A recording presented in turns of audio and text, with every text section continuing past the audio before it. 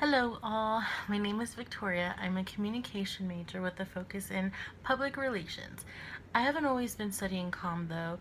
I entered UTSA with hopes to become the Meredith Grey of my generation, but that didn't work out like I planned, partially because I refused to let my parents influence my college decisions any longer. My plans after graduation include traveling the country and overseas with my girlfriend, who I've been with for a year, opening a gourmet food truck either here in San Antonio or in Austin, and helping my parents expand our family business. In all honesty, my main passion is making people happy and smile through their tummies. Ever since I was a little girl, I was always so interested and intrigued by cooking and baking. So naturally, my hero story is one where I did just that. The story is primarily about a friend, but it shaped who I am as a person. Um, it helped me realize my true passion and that I have a real gift. Since for this assignment we were encouraged to brag, I'm not going to lie, I work wonders in the kitchen. Whether you're craving something simple like a cold cut sandwich or you need a custom dessert to impress someone important, you can definitely count on me.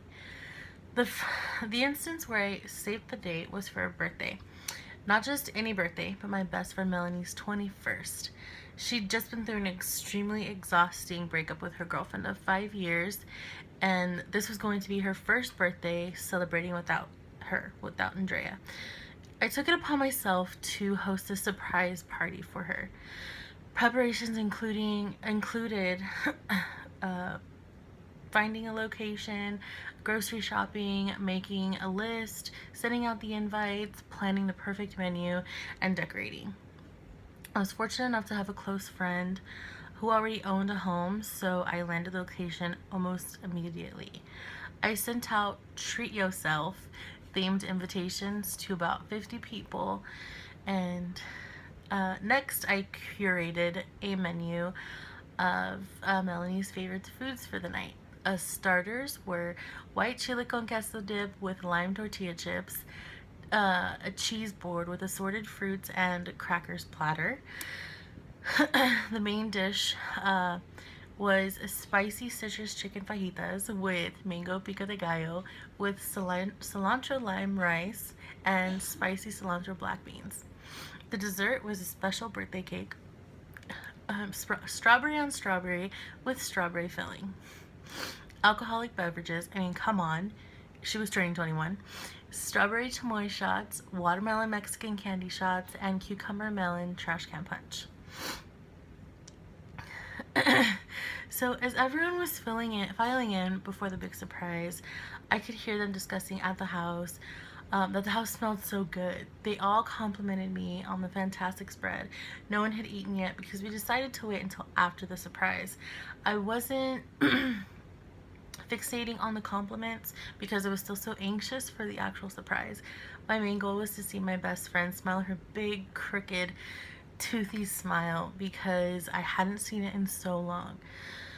When she walked in the front door into the living room, which was pitch black, she called out my name. I walked out, flipped the light on, and everyone simultaneously shouted, "Surprise!" She stood there absolutely speechless. Tears welled in her eyes. She smiled, cried, and hugged everyone in her path. Promptly, we began to feast. I played host, so I served myself last. I walked around seeing if anyone needed anything, and I just observed everyone's nonverbals. They were all smiling and eating, and some of the compliments I overheard were things like, "Dude, this is so good. How does she do this? I've never been to a party that had food, and amazing food at that." I guess you could say I was pleased with myself. The grand finale, however, and the moment I was waiting for was Melanie's approval of her birthday cake. I'd found a recipe that her grandma used to make when she was alive. It was Melanie's favorite as a little girl.